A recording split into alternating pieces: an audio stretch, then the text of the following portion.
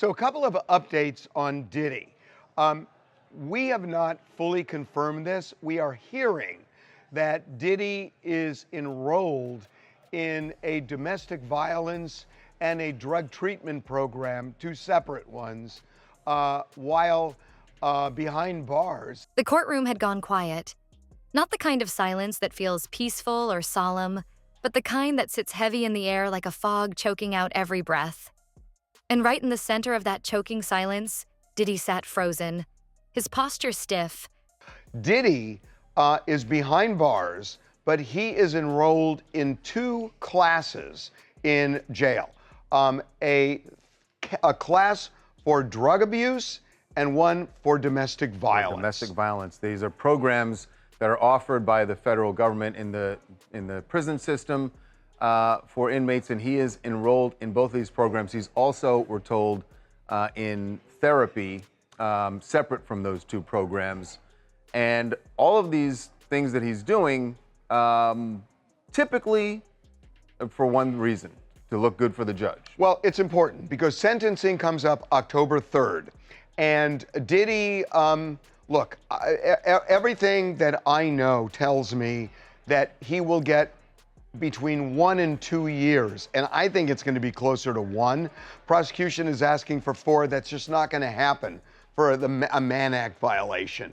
So if that's right, look, he wants to get the lowest he can get. And I think it's going to be between that 1 and 2 range. To get the 1, I think he's got to show the judge that he is taking his misdeeds seriously. Right. And by the way, we know that even when the judge said that he was not going to let him out on bail pending sentencing, one of the things he mentioned was his violence. We've seen his violence. Exactly. So he knows that this is an issue for the judge. And the defense conceded it. Right. So that's something he definitely has to address. And that's what he's doing with this program. I mean, Charles, he doesn't have to address it, but he is addressing it. And, this might help him with regards to his sentence. Maybe the judge might sentence him to lesser time because he's working on himself. But Jamie, you know what the complication here is that he's been found not guilty on the charges that relate to drug use and domestic violence. That there was no conviction using force, fraud, or coercion in these 3 ways, and drugs. The Cassie video was off the table. The only thing he's been convicted of is taking a prostitute across state lines for the purpose of prostitution. But can't the judge consider all of the testimony in the that was presented at the trial? But the defense is going to say he was found not guilty on those things. So it's really kind of an interesting. There's that, but there's another side of this. And Jamie, you've been working on this story for 5 days now to lock this down. But what was there was one key word, one of the sources you spoke to. You remember what that word was? Yeah, redemption. Yeah, because that's the other part of this, that this is Diddy looking at my life after prison, because now that he knows he's not going to be locked away for decades, not going to be locked away for the rest of his life. His eyes locked on the judge as if he still couldn't process the weight of what he'd just heard. This wasn't supposed to be the end. Not for him. Not for the man who once ruled the music industry like a king atop a throne of platinum records and dark secrets. So, a lot of you have been asking what I use for my skin. I'm 41, a mom of 2, and people always ask how I have glowing skin and so much energy. I don't do 10-step routines, and I definitely don't have time for self-care all day. But I do take these GOLI Superfruit Gummies. They're packed with bamboo shoot extract and vitamins A, C, and E that support collagen production, skin elasticity, and that healthy glow we all want. My skin feels smoother, looks brighter, and honestly, I just feel more confident. And the best part? They're vegan, gluten-free, taste amazing, and actually make me feel good. Links in the description. Use Amazon for quick delivery or grab it from GOLI's site with code CELLOPHANE to save 10%. But the gavel had come down, and with it, everything he thought he'd buried came crashing through the courtroom doors. And as the judge read out the prison sentence, long, cold, and devastating, Diddy finally broke. Not in a dramatic scream at the sky kind of way. Number it was subtler, more tragic. The kind of break that looks like someone's spirit detaching from their own body. His eyes weren't just glassy, they were empty. Like everything that made him feel untouchable had just been ripped out piece by piece in front of the world. People talk about karma, about balance catching up eventually. And here it was, not as a whisper, but as a full-blown collapse of an empire built on shadows. The jury's decision had been a split verdict. Hearing today, sort of. We got to talk about why. Well, Judge Arun Subramanian had sent a tentative October 3rd sentencing date for Diddy on his convictions of 2 counts of transportation to engage in prostitution. Remember, that's what he was convicted of. He was acquitted of racketeering conspiracy, and he was acquitted of the 2 sex trafficking counts. But he was convicted of these prostitution charges. And at one point, there was reporting that defense counsel for Sean Combs and prosecutors, they had then agreed to switch the date to September 22nd. And we thought, okay, because today's hearing was supposed to be about expediting the October hearing. Then they agreed to September 22nd. Now apparently it's back to October 3rd. This is all over the place. Very confusing. We'll get it straightened out. I gotta say it's interesting because Combs' defense counsel had originally stated last week when it was the October 3rd date that they wanted that sentencing expedited, meaning they wanted it to happen sooner. And one of the things that Sean Combs' attorney, Mark Agnifilo, had said was, quote, the mother of some of his children had passed away many years ago. These kids, the 2 daughters here sitting in the middle of Your Honor's second row, don't have a parent. Obviously referring to the death of Kim Porter in 2018, mother of Christian, Jesse, Delilah, Quincy. And by the way, remember Sean Combs was denied bail, so it wasn't even like he got to go home after the verdict, but clearly they wanted this expedited. They want his sentencing to happen as quickly as possible. They want him out of jail. They want him out of prison as soon as possible. And also it's interesting because prosecutors, they need time for the pre-sentencing investigation and report. Basically, that's when a probation officer interviews the defendant, looks at the history, the background, childhood, education, employment, criminal history, finances, the mental and physical health of the defendant. There are interviews that are conducted with family and friends. The officer looks at various court and school records, employment records, financial records. The officer could speak to the victims in the case, law enforcement that were involved in the investigation, provide all of this information in a report to the judge, because here the judge is going to have a lot of discretion when it comes to the sentence. What could a sentence look like? Well, prosecutors indicated in a filing that before even doing a pre-sentencing investigation, Combs is looking at 51 to 63 months, a little over 4 to 5 years in prison. The defense seems to be pushing for 21 to 27 months, so a little over 1.5 to 2 years. But remember, Combs has been sitting in federal lockup since September at the MDC, so if he gets time served, he really wouldn't be spending that much time behind bars. Now, of course, there are the extremes. When you talk about transportation to engage in prostitution, the maximum for each count is 10 years in prison. You stack them together, you get 20 years. Okay, based upon the facts in this case, it seems highly unlikely he would get that much. Other side, you get the idea. There's no minimum for this charge. So could he get time served and walk free? Also seems unlikely in that you're dealing with multiple. Not guilty on a few of the most sensational charges, but enough stuck that the sentence handed down was nothing short of brutal. And the courtroom didn't just gasp because of the length of the sentence. It gasped because the judge didn't hold back. There was no mercy, no grace, no celebrity privilege. What Diddy received was a statement that no amount of fame or money could protect you once the facade crumbles. And crumble it did. Over weeks of explosive testimony, what had once been murmurs in the industry turned into chilling confirmations. Witness after witness walked into that courtroom and peeled back the curtain. The parties, the coercion, the manipulation, the fear. Stories that had once been dismissed as tabloid fodder were now being told under oath, under the cold, fluorescent lights of a courtroom where the past couldn't be swept under a rug made of platinum plaques. Then there was the turning point. The moment that sealed Diddy's fate wasn't some hidden video or smoking gun. It was the raw, shaking voice of someone who used to be close to him. Someone who once benefited from the empire but could no longer stay silent. That voice didn't just give testimony. It gave the jury a glimpse into a world most people had only speculated about. It was an interesting argument because who would monitor him. It was interesting because the prosecution at one point had said it's not fair, right? He's a wealthy celebrity who's providing a bail package that other people in his similar position wouldn't be able to provide. Now, the defense was like, well, the only reason we're presenting a package like this is because of what he's accused of and his wealth and his resources. We have to address that in a certain way. The reason it's so extensive is because of his wealth and resources. That bail package that was put forward was rejected by the court. What did you make of that? Well, at that time, the judge was looking at the RICO Act and sex trafficking. So, Puffy was looking at possibly 25 years, or more, depending on what the guidelines were based on if he was convicted. So at 55 years old, at that time, it's almost a life sentence. So, and he has a lot of wealth and he had a private plane. So the judge was looking at that. Plus, in the federal system, they look at danger to the community.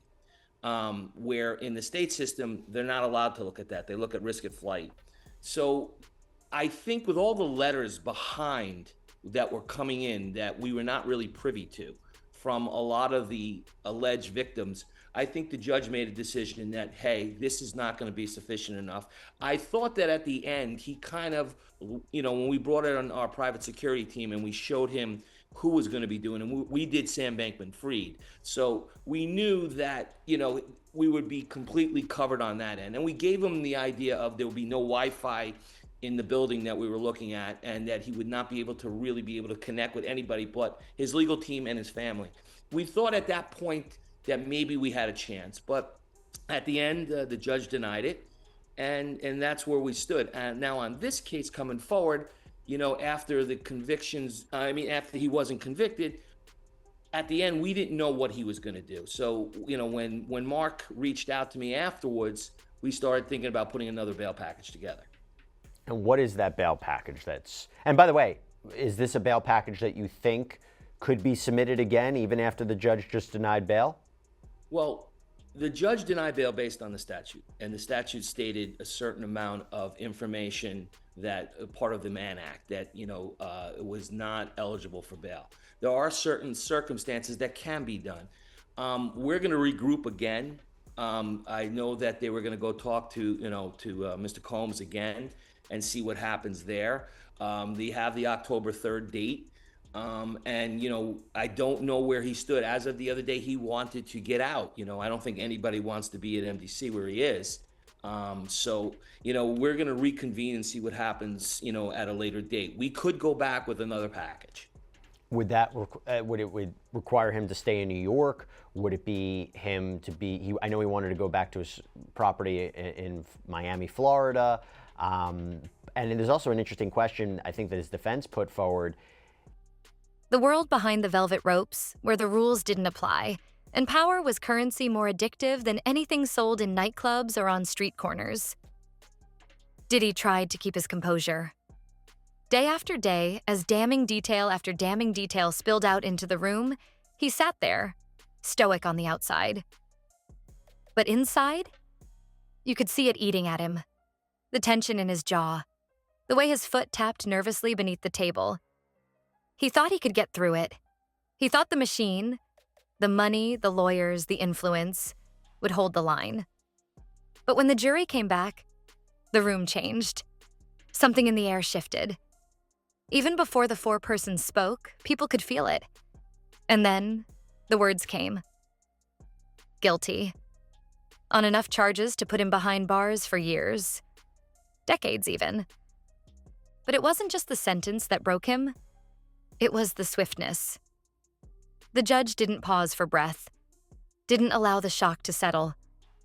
As soon as the verdict was confirmed, the sentence came barreling down like a freight train. That was the moment it all shattered. Diddy's shoulders slumped, his head dropped, and for the first time, he looked small. Like the larger-than-life figure who dominated headlines and stages for decades had finally been stripped down to just another man facing consequences too heavy to carry. Behind him, his legal team looked dazed, shell-shocked. They'd banked on appeals, on loopholes, on reputation.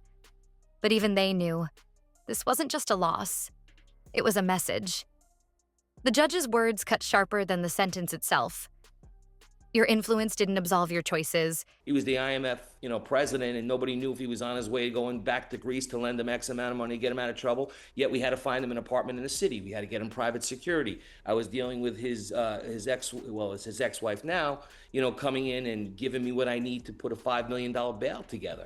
So, they're a little more demanding, and everybody's looking to me to make that, make it happen. The lawyer could get the bail, but at the end of the day, it's Ira Jellison that's running in, putting everything together, and the pressure. And I work in chaos all day long. That's my life. So, when it comes to chaos, that's my specialty. You handle it well, though. You handle it quite well, given the chaos. I have to. If I, as I said before, if I want to, have a nice home, I want my kids to go to college, I want things to happen. You got to do these things, and people rely on you. Absolutely, and I think there's something to be said here, and it's important that you said it. Your reputation's on the line. So the idea of when we say, nebulous, how can we trust a private security team? I'm happy you clarified that. I want to get really practical here, realistically. Shoot, Sean yes. Combs is released on bail. Okay, let's say he's released. He's home confinement. What exactly is he allowed to do and not to do? Is he really there's someone's going to be watching him 24/7? They're going to make sure he has no iPad, no iPhone. Are there can he give directions to people like associates or other people that are involved? I mean, the concern, of course, is that even if he's out and he's around people, he can still shake things up a little bit. He can still get messages out.